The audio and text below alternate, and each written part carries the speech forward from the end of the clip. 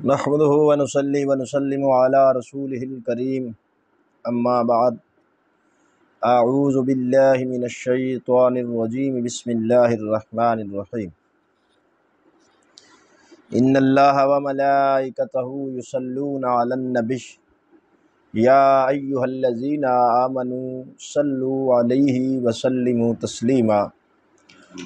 الصلاۃ والسلام علیک یا سیدی یا رسول اللہ وعلی آلک واصحابک یا سیدی یا حبیب اللہ الصلاۃ والسلام علیک یا صاحب الجود والعطاء وعلی آلک واصحابک یا سیدی یا مکین قلوب المؤمنین۔ سامعین محترم،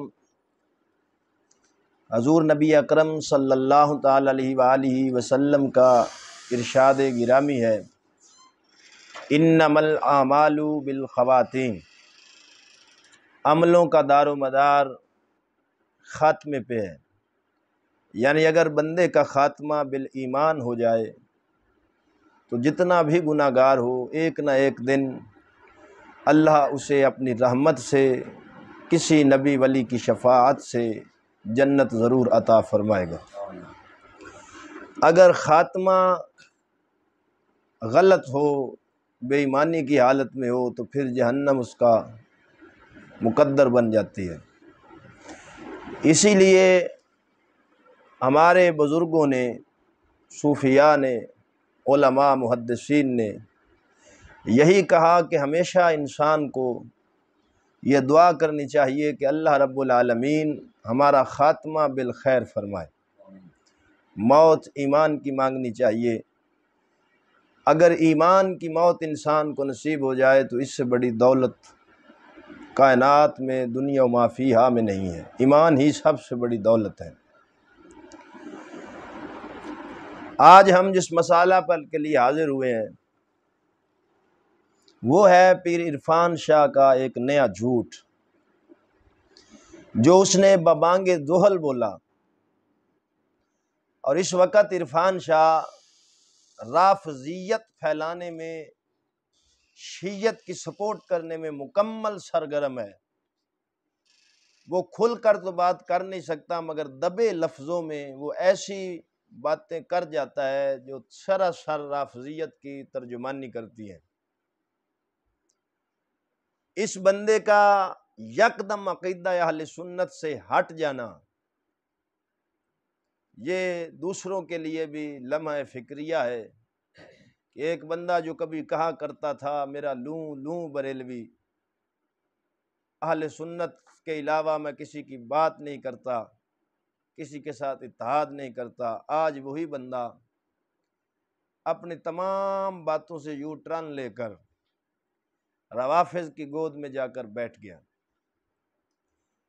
جس پیر کے بیٹے کے ساتھ اس نے مانچسٹر میں مناظرہ کیا حضرت امیر معاویہ کی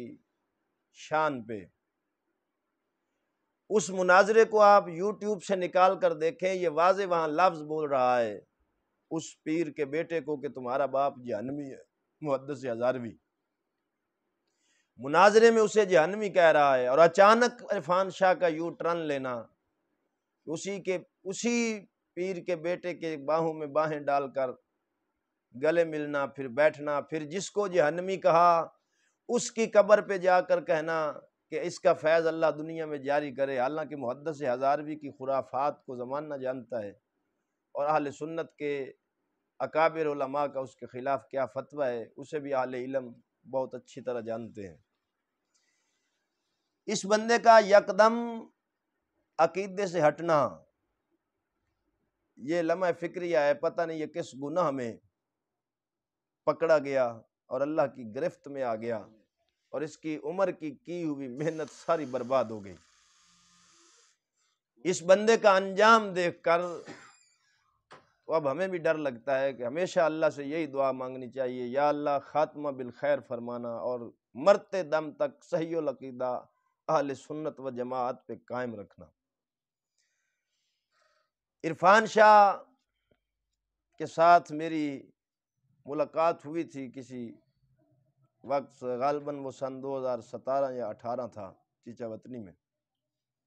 ایک ہوٹل پہ اس کی مرکزی جماعت تھی چیچا وطنی میں، انہوں نے مجھے بلایا تھا۔ وہاں پر جب میں نے اس بندے کے ویوز سنے اور میری اس کے ساتھ پورا 1 گھنٹہ یہ بات ہوتی رہی کہ فاسق فاجر نعت خانوں نے رافضیت کو ہمارے سٹیجوں پہ پھیلایا ہے، پھر یہ بد عمل ہیں، تو یہ بندہ آگے سے مجھے یہ کہتا رہا کہ نہیں جی، جو چیز گا کے سنائی جائے وہ لوگوں میں زیادہ اثر کرتی ہے، لہذا نعت خانوں کو اسٹیج پہ لانا چاہیے۔ میں اس وقت ہی سمجھ گیا کہ یہ بندہ مجھے لگتا ہے کہ عقیدہ اہل سنت سے ہٹ جائے گا،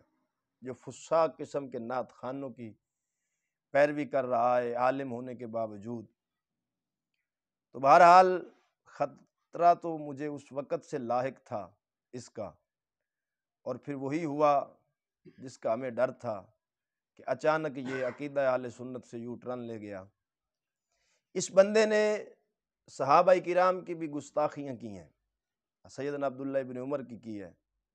افضلیت کا مسئلہ بیان کرتے ہوئے ریاض شاہ اور دیگر روافض کی موجودگی میں صحابہ کرام کو اس نے نعوذ باللہ پاگل تک کہہ دیا، اور یہ بات کہہ کر اسے اللہ رب العالمین کی جانب منسوب کر دیا کہ اللہ نے کہا تم پاگل ہو گئے ہو، نعوذ باللہ من ذالک، حالانکہ قرآن میں کہیں بھی اللہ تعالیٰ نے صحابہ کرام کو اس لفظ سے مخاطب نہیں فرمایا۔ اللہ نے کن کو مخاطب کیا ہے؟ رب کائنات نے کفار کو کہا کہ کافر یہ کہتے ہیں کہ ہم ان بے وقوفوں کی طرح ایمان لے آئیں، تو رب کائنات فرماتا ہے میرے نبی کے صحابہ بے وقوف نہیں، تم کفار بے وقوف اور پاگل ہو۔ آمنوا کما آمن الناس قالوا نؤمن کما آمن السفہاء الا انہم هم السفہاء ولکن لا یعلمون۔ تو بہرحال اس نے رافضیت کو خوش کرنے کے لیے یہ جملے بولے، بارہا اس کو علماء نے تنبیہ کی کہ اس سے رجوع کرو، توبہ کرو، لیکن ضد اور ہٹ دھرمی کیونکہ اس بندے کی فطرت میں ہے، اور یہ 4 بندے جب ہاتھ چومنے والے ہو جائیں تو یہ اپنے آپ کو فرعون سمجھتے ہیں کہ میں اب فرعون بن گیا ہوں، اور اس بندے نے بے حیائی کی انتہا کر دی کہ صحابہ کرام کے بارے میں وہ لفظ بول کر آج تک اس پر قائم ہے، اس کا نہ توبہ نہ رجوع، کوئی شے اس کی نہیں آئی، حتیٰ کہ بریلوی شریف سے اس کے خلاف فتویٰ آ گیا جو تقریباً 30 نکات پر مشتمل ہے، اور پتہ نہیں کتنی وجوہات کی بنا پر انہوں نے اس پہ کفر کا فتویٰ صادر فرما دیا۔ اب حال ہی میں عرفان شاہ کا ایک نیا بیان سننے میں آیا جس میں وہ عوام کو دھوکہ دینے کے لیے کہہ رہا ہے یہ میرے ہاتھ میں فضائل الصحابہ ہے امام احمد بن حنبل کی، اس سے میں آپ کو حدیث پیش کر رہا ہوں۔ پہلی بات تو یہ ہے کہ یہ حضرت ابن عباس رضی اللہ تعالی عنہ کی طرف منسوب ایک قول ہے، حدیث نہیں ہے، لیکن اس نے حضرت ابن عباس کے قول کو حدیث قرار دے دیا۔ پہلا دھوکہ اور خیانت تو اس نے یہ کی۔ دوسرا،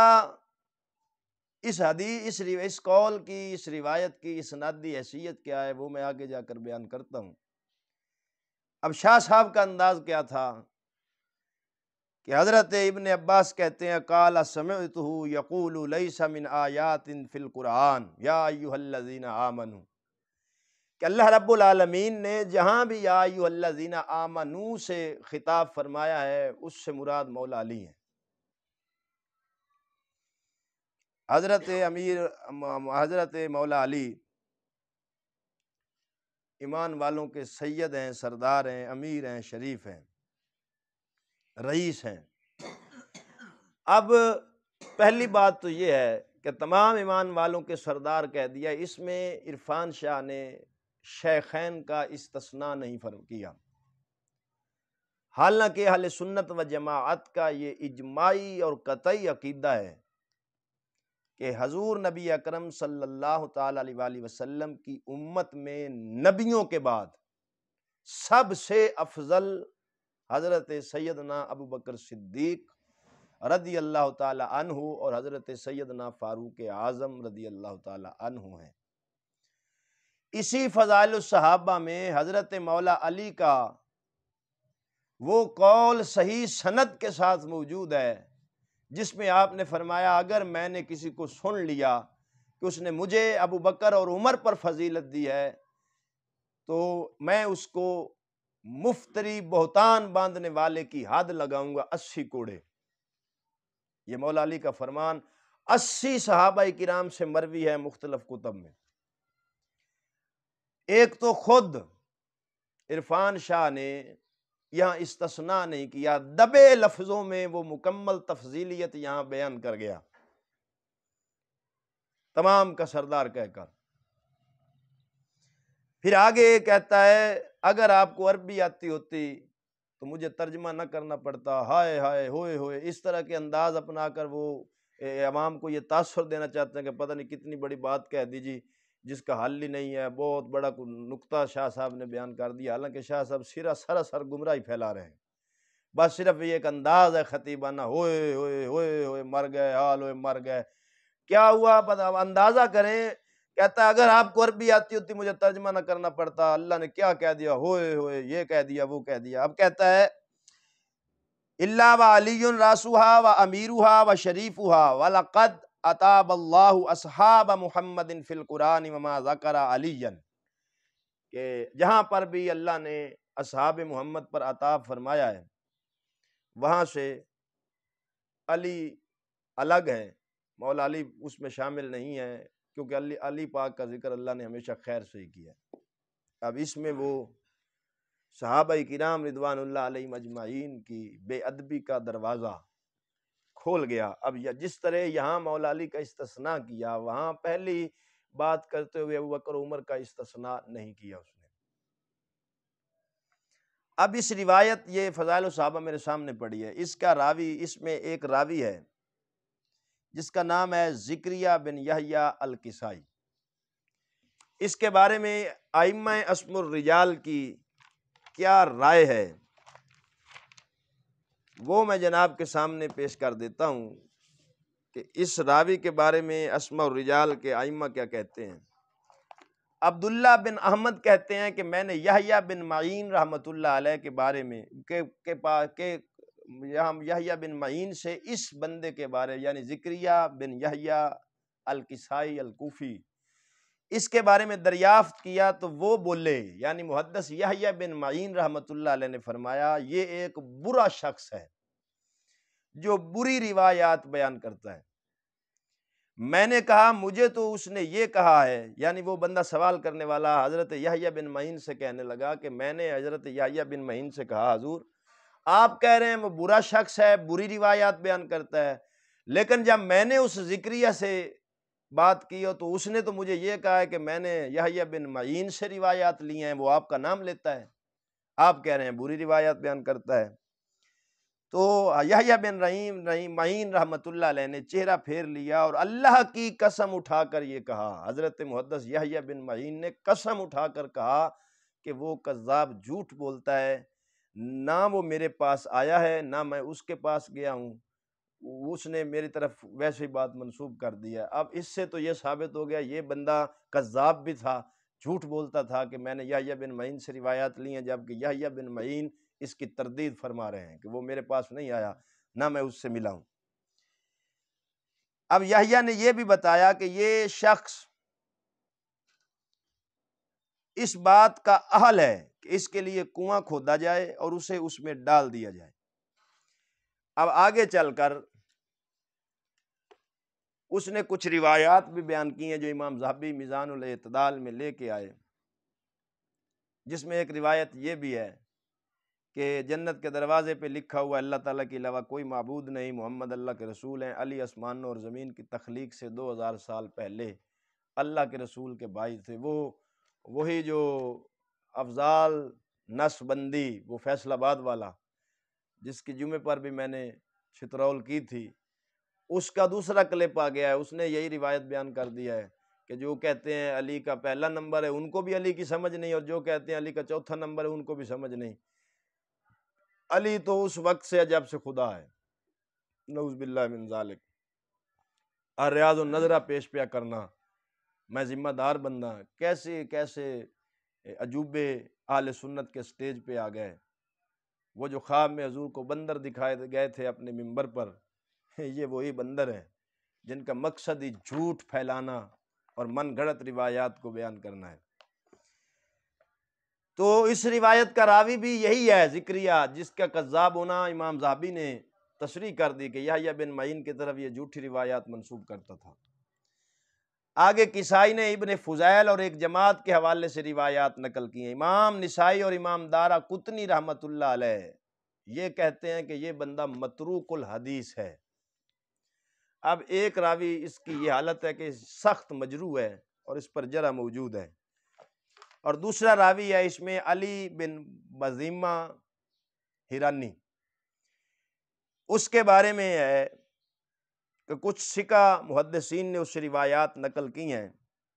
سفیان ثوری اور دیگر لوگوں سے روایات اس نے نقل کی ہیں اس سے۔ یحییٰ بن معین امام ابو زرع اور اجلی امام نسائی اور دیگر حضرات نے ثقہ قرار دیا۔ امام احمد فرماتے ہیں یہ صالح الحدیث ہے، لیکن شیعوں کے اکابرین میں سے ایک ہے۔ جوزجانی رحمۃ اللہ علیہ کہتے ہیں کہ یہ اعلانیہ طور پر حق سے بھٹکا ہوا تھا۔ اب جنہوں نے اسے ثقہ کہا ہے انہوں نے ساتھ یہ بھی تصریح فرما دیا ہے کہ ثقہ بے شک ہے، لیکن یہ شیعوں کے اکابرین میں سے ایک ہے۔ اور جوزجانی نے تو ویسے اس پر جرح کر دی، انہوں نے کہا یہ بندہ حق سے بھٹکا ہوا ہے۔ اب اس پر جرح و تعدیل دونوں موجود ہیں، پھر بھی جنہوں نے اس کی تعدیل کی ہے انہوں نے بھی اس کے شیعہ ہونے کی تصریح ساتھ میں کی ہے۔ تو یہ محدثین نے اصول لکھا ہے کہ فضیلت میں حد سے زیادہ غلو ہو اور روایت اہل بیت کی شان میں اور بیان کرنے والا شیعہ ہو تو وہ روایت موضوع ہوتی ہے۔ یہ 15 نشانیاں جو فتاوی رضویہ میں موضوع حدیث کو پہچاننے کی اعلیٰ حضرت فاضل بریلوی رضی اللہ تعالیٰ عنہ نے لکھی ہیں، ان میں ایک یہ بھی ہے۔ اب اس کے دو راوی، ایک پر تو انتہائی سخت جرح موجود ہے، دوسرے پر جرح بھی ہے، تعدیل بھی ہے، اور جنہوں نے تعدیل کی ہے انہوں نے ساتھ اس کے شیعہ ہونے کی تصریح بھی کر دی ہے۔ تو یہ روایت سند کے اعتبار سے انتہا درجے کی ضعیف ہے، بلکہ ہو سکتا ہے یہ کذب تک پہنچ جائے۔ بہرحال میں اس کو فی الحال ضعیف ہی کہہ رہا ہوں، انتہا درجے کی ضعیف ہے۔ دوسری یہ روایت اجماع اہل سنت کے مخالف ہے، اور شاہ صاحب اسے بڑے دھڑلے سے ببانگے دھول پیش کر رہے ہیں، اور پھر ساتھ کوئی مولوی بیٹھا ہے اس کو کہہ رہے ہیں مجھ سے وعدہ کرو کہ اس کا 1000 سٹیکر چھپوا کر لوگوں میں گمراہی پھیلانی ہے تم نے بانٹنا۔ اس میں کیا ایسی خاصیت تھی کہ شاہ صاحب کو اتنا تکلیف ہوئی کہ اس کو چھپوا کر لوگوں میں بانٹو؟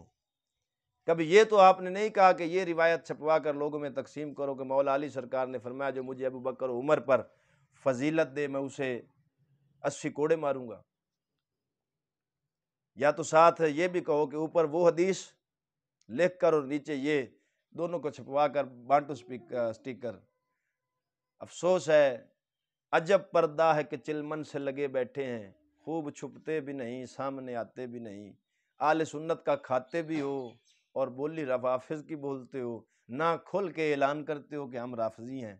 نہ کھل کے اہل سنت بیان کر رہے ہو۔ یہ تمہارا دو رنگی چال ہمیں آج تک سمجھ نہ آئی کہ کس مشن پر جناب کار بند ہے اور کون سا مشن آپ پورا کرنا چاہتے ہیں۔ تو یہ تھا عرفان شاہ کا وہ جھوٹ جو اس نے عوام کو دھوکہ دینے کے لیے بولا، اور ضروری سمجھا کہ اس کو آشکار کیا جائے۔ اس وقت اہل سنت و جماعت کئی بھیڑیوں کے ہاتھ میں آ چکی ہے جو عقیدے کے ڈاکو ہیں۔ میرے اعلیٰ حضرت فاضل بریلوی رحمۃ اللہ علیہ نے عرصہ پہلے فرمایا تھا، سونا جنگل رات اندھیری، چھائی بدلی کالی ہے، سونے والوں جاگتے رہیو، چوروں کی رکھوالی ہے۔ اب ایمان کے ڈاکو اور چور اہل سنت میں داخل ہو چکے ہیں، تو میرے بھائی ان سے ہوشیار رہیں۔ اب جتنے یہ تفضیلی نما پھر رہے ہیں، ان کی جتنی روایات میں نے، وہ حنیف قریشی ہے خبیث، وہ جناب المودت کو اہل سنت کی کتاب کہہ رہا ہے ایک تقریر میں، حالانکہ وہ سلیمان قندوزی تقیہ باز کٹر قسم کا شیعہ تھا۔ اس میں اس نے جناب المودت میں اس نے عصمت ائمہ کا قول کیا ہے، جو کہ اہل سنت کا عقیدہ ہی نہیں ہے۔ کسی امام کے بارے میں عصمت کا عقیدہ اہل سنت کا ہے ہی نہیں، لیکن وہ حنیف قریشی اس جناب المودت جس میں عصمت کا عقیدہ موجود ہے ائمہ کی طرف، اسے اہل سنت کی کتاب کہہ رہا تھا۔ صرف لوگوں کو دھوکہ دینے کے لیے یہ بندر کی طرح اچھل اچھل کر پیش کرتے ہیں۔ اگر کتاب میں لکھا ہونا یہی کافی ہے تو فضائل الصحابہ میں بھی ایسی روایات میں آپ کو پیش کر سکتا ہوں جس کو یہ نہ عرفان شاہ مانے گا، نہ جتنے یہ تفضیلی پھر رہے ہیں کوئی بھی نہیں مانیں گے، لیکن جہاں اپنا مطلب ہو وہاں یہ پیش کر دیتے ہیں۔ تو بھائی صرف لکھا ہونا کافی نہیں ہے، اس کی سند کا ٹھیک ہونا اور متن کا دونوں کا ٹھیک ہونا ضروری ہے اصول حدیث کے مطابق۔ نہ متن میں اضطراب ہو، نہ سند میں کوئی راوی کذاب ہو، تو پھر اس روایت کو دلیل بنایا جاتا ہے۔ تو ایک تو یہ عقیدہ اہل سنت کے خلاف ہے، کیونکہ امام ابن حجر مکی رحمۃ اللہ علیہ نے فتاوی حدیثیہ میں اس بات کی تصریح فرما دی ہے، مترجم میرے سامنے ہے اور اس کا صفحہ نمبر ہے 438۔ وہ کہتے ہیں کہ سائل نے سوال کیا ہے خلفائے اربعہ کے درمیان افضلیت قطعی ہے یا کہ ظنی؟ اس کا جواب یہ ہے کہ حضرت سیدنا ابو بکر صدیق رضی اللہ تعالی عنہ کی باقی تینوں خلفاء اور پھر حضرت عمر کی باقی دونوں خلفاء پر، یعنی اس حضرت عثمان اور مولا علی پر افضلیت اہل سنت کے نزدیک اجماعی ہے، اور اس بارے میں اہل سنت کے درمیان کوئی اختلاف نہیں ہے، اور اجماع قطعیت کا فائدہ دیتا ہے۔ یعنی یہاں پر انہوں نے ابو بکر و عمر کی فضیلت کو قطعیت کہا ہے اور اہل سنت کا اس پہ اجماع نقل فرمایا۔ تو جو روایت اجماع اہل سنت کے خلاف ہو وہ تو صحیح بھی ہو، اس کی تعویل کی جاتی ہے، اگر تعویل ممکن نہ ہو تو اس کو چھوڑ دیا جاتا ہے۔ اور تم نے دو خیانتیں کی، ایک تو یہ روایت سند کے اعتبار سے انتہائی کمزور اور مجروح ہے، دوسرا یہ حدیث نہیں، یہ ابن عباس کی طرف منسوب قول ہے، تم نے حدیث کہہ کر عوام کو دھوکہ دیا، پھر سند کے اعتبار سے انتہائی مجروح ہے، اور تیسرا یہ کہ یہ اہل سنت کے اجماع عقیدے کے بالکل مخالف ہے، اور تم نے بھی خلفائے راشدین میں سے ابو بکر و عمر کا استثناء نہیں کیا، تو کس منہ سے کہتے ہو کہ میں اہل سنت ہوں؟ ہائے ہائے، اگر تمہیں عربی پڑھنا آتی تو تم میں ترجمہ نہ کرتا۔ یہ ڈرامے بازیاں شاہ صاحب آپ پرانے وقت سے کر رہے ہیں، دب کے مار کر دو مر گیا لا لا لا لا، اس طرح کی باتوں سے آپ کی کوئی شخصیت نہیں نکھرے گی، بلکہ الٹا آپ قوم کے سامنے مذاق بنیں گے۔ اگر کوئی علمی بات ہے تو اسے پیش کریں، اہل سنت کو گمراہ نہ کریں۔ آپ جو ہیں وہ تو آپ دنیا کو پتہ چل گیا ہے کہ آپ کیا ہیں، آپ فساق نعت خوانوں کے دلال ہیں، روافض کے ترجمان ہیں، ناچنا آپ کی فطرت میں شامل ہے ڈھول پر، اور ممبر پر آپ عالم بنے ہوتے ہیں، کہیں کچھ ہیں کہیں آپ کچھ ہیں، کہیں پیر ہیں کہیں مولوی ہیں، کہیں ڈانسر ہیں، کہیں کچھ ہیں کہیں کچھ ہیں۔ یہ آپ کے ہزار رنگ ہیں جو آپ بدل رہے ہیں۔ دعا اللہ رب العالمین آپ کے شر سے اس امت کو محفوظ فرمائے، اور جتنے بھی آپ کے ہم نوا اور ہم پیالہ لوگ ہیں ان کے شر سے اہل سنت کو محفوظ فرمائے۔ ہم نے تو صرف یہ آپ کے جھوٹ کو سر عام کیا ہے تاکہ لوگ آپ کی اس لالا لالا والی تقریر سے متاثر ہو کر کہیں اپنا ایمان نہ خراب کر بیٹھیں۔ آمین ثم آمین، وآخر دعوایا ان الحمدللہ رب